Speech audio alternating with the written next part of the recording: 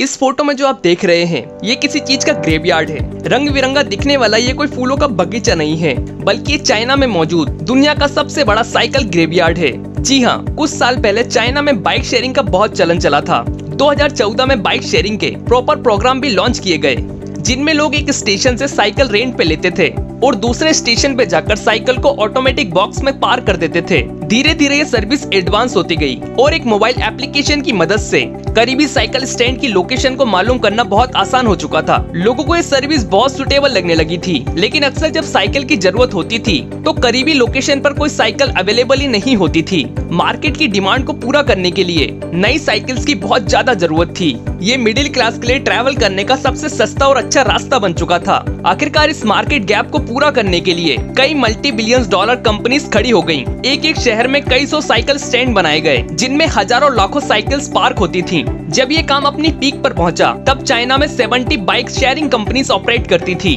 और 2017 के एक सर्वे के मुताबिक चाइना की ये मार्केट दुनिया में पहले नंबर पर आ चुकी थी। एस्टिमेटेड चाइना में एक वक्त में 1 करोड़ 60 लाख साइकिल्स रोड पे होती थी। फिर एक वक्त ऐसा आया कि इस बिजनेस में बहुत ज्यादा सैचुरेशन हो गई और फिर ये प्रॉफिटेबल बिजनेस नहीं रहा और इन्वेस्टर्स ने इस बिजनेस मॉडल में और इन्वेस्टमेंट करना बंद कर दिया और यहीं से शुरू हुआ चाइना में बाइक शेयरिंग कंपनीज का डाउनफॉल। बात यहाँ तक पहुँच गई कि यहाँ बीजिंग की सड़कें एक वक्त में 1 करोड़ 20 लाख साइकिल को सपोर्ट कर सकती थी। वहीं बाइक शेयरिंग कंपनीज ने 2 करोड़ 30 लाख साइकिल डिस्ट्रीब्यूट कर रखी थी, यानी बीजिंग की कैपेसिटी से भी डबल। और अब इतनी ज्यादा साइकिल्स को पार्क करने में बहुत ज्यादा प्रॉब्लम आने लगी थी। लोगों ने रोड के किनारे ही साइकिल पार्क करना शुरू कर दी और देखते ही देखते हर गली के कोने पर साइकिल का अंबार खड़ा होता गया। 2018 में आधी से भी ज्यादा बाइक शेयरिंग कंपनीज का दिवालिया निकल गया और इनकी साइकिल्स लावारिसों की तरह पड़ी रहीं। ये देखते हुए गवर्नमेंट ने शहरों को साफ करने के लिए डंपिंग यार्ड में इनको जमा करना शुरू कर दिया। हर गली कोने से साइकिल को उठाकर डंपिंग यार्ड में लाई जाने लगी, जो देखते ही देखते कुछ ऐसा दिखने लगा।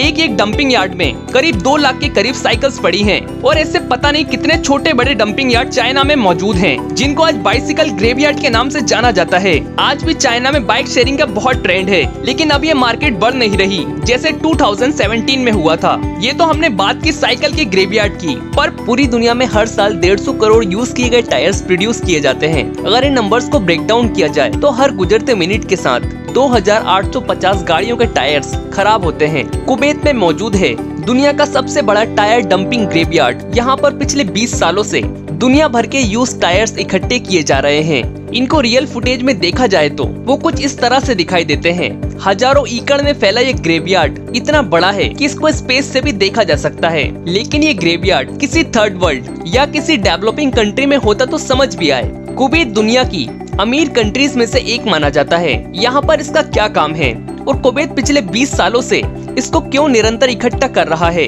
और आखिर यूज टायर्स को किस काम में लाया जाता है। एक एवरेज गाड़ी के टायर्स 30 से 40 हजार किलोमीटर चलते हैं और उसके बाद ये टायर किसी काम के नहीं रहते। इनको फेंक दिया जाता है या फिर अक्सर हमें रोड के किनारे यूं ही पड़े दिखाई देते हैं। दूसरे रिसाइकल मटेरियल को तो हम सिंपली मेल्ट करके वापस से यूज कर सकते हैं, क्योंकि टायर्स रबर और सल्फर को मिलाकर बनते हैं। इसी वजह से इस प्रोसेस को रिवर्स नहीं किया जा सकता। दूसरा, यूज टायर्स को रिसाइकल करने से खतरनाक गैस प्रोड्यूस होती हैं और ये प्रोसेस कई कंट्रीज में इलीगल है। इवन यूरोप में तो यूज टायर्स को कचरे में भी रखना इलीगल है। तो ज्यादातर वेस्टर्न कंट्रीज हर साल करोड़ों टायर से छुटकारा पाने के लिए इनको कुवैत भेज देती हैं। यहाँ अरेबियन डेजर्ट के बीचों बीच 1000 स्क्वायर किलोमीटर में फैला हुआ ये है सुलेबिया टायर ग्रेवयार्ड। यहाँ टायर्स का एक एक पहाड़ सिंगल लेयर नहीं, बल्कि ये 50 फीट के ऐसे गड्ढे बने हुए हैं। यहाँ पर इनको निरंतर डंप किया जा रहा है। इन यूज टायर्स का 1000 केजी कुवैत सिर्फ 1 दिनार में खरीदता है और इसको यहाँ स्टोर कर देता है। जब कई सालों से कुवैत ये काम कर रहा था तो देखते ही देखते एक ग्रेवयार्ड की शक्ल में बदल गया, जिसको अब स्पेस से भी देखा जा सकता है। गवर्नमेंट ऑफिशियल्स के मुताबिक इस पूरे टायर ग्रेवयार्ड में करीब 7 करोड़ टायर मौजूद हैं। अब कुवैत एक बहुत ही रिच कंट्री है, इतनी रिच कि यहाँ की करेंसी का एक यूनिट यानी कि एक कुवैती दिनार $3.3 के बराबर है। तो ये देखकर दुनिया को बहुत हैरानी हुई कि कुवैत को आखिर ये टायर जमा करने की क्या पड़ी है, जबकि अब तक कुवैत सिर्फ इनको जमा ही किए जा रहा है। इनमें से एक को भी रिसाइकल नहीं किया गया। कुवैत के पास पैसे की तो कमी थी थी नहीं, इसी वजह से इसको यूं ही खरीद रहा था, जबकि असल में गवर्नमेंट के पास भी इसका कोई प्लान नहीं था। आखिरकार यहाँ एक इंसिडेंट हुआ, जिसके बाद कुवैत ऑफिशियल्स ने इन टायर्स को सीरियस लेना शुरू कर दिया। हुआ ये कि 2012 से लेकर 2013 में कई बार इन टायर्स में अपने आप आग लग जाती थी, और क्योंकि यहाँ सैकड़ों की तादाद में टायर्स पड़े थे तो आग तेजी से फैल जाती थी और इसको कंट्रोल करना मुश्किल हो जाता था। यही वजह थी कि पहले इन्होंने टायर्स को अलग अलग स्क्वायर में डिवाइड किया ताकि जब आग लगे तो उसको कंट्रोल किया जा सके। लेकिन इसके बाद भी आग लगने का सिलसिला थम न सका। काले धुएं के बादल न सिर्फ जानलेवा गैस पैदा करते थे,